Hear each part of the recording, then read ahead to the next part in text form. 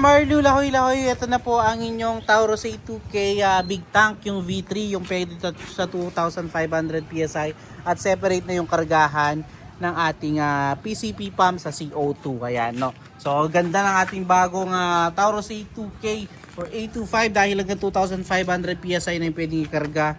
Ayan. And also, yan, in-upgrade na natin yung ating mga silencer na mas malalaki po.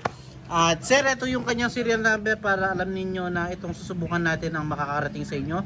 So, serial number 260321127. Ayan po yung kanyang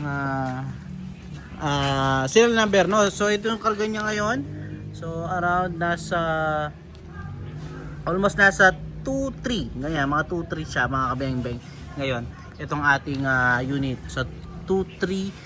So, 2.3 or 2.4 ganyan or 2.5. So, sir, ito so walang siya 2.5. Wala siya. Mga nasa 2.350 ganyan mga beng-beng. So, sir, Marlu lahoy ng Zamboanga. So, sir, ito subukan na po natin ang inyong unit.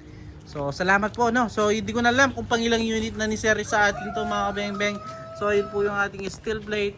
So, sir, ito the moment of truth subukan na po natin, no.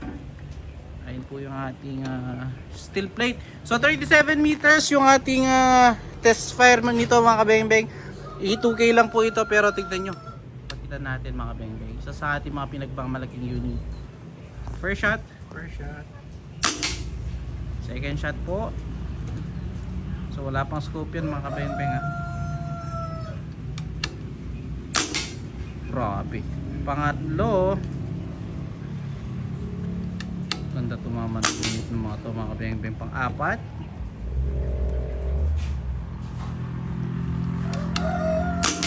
At pang-lima.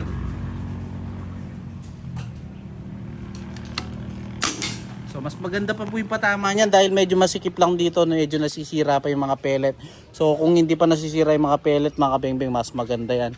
So tignan nyo naman po, napaka-konti lang yung kinain na hangin mga kabeng-beng. Nasa almost 2-3 pa yung ating unit mga kabeng-beng. Napaka-konti lang kung nakita nyo, konting-konti, 5 shots 37 meters pero grabe yun, isa yung patama.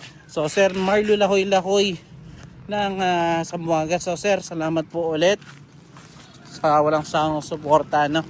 So ito, grabe yan sir, salamat po ulit. So sir, paintay na lamang po ang unit. Peace out po.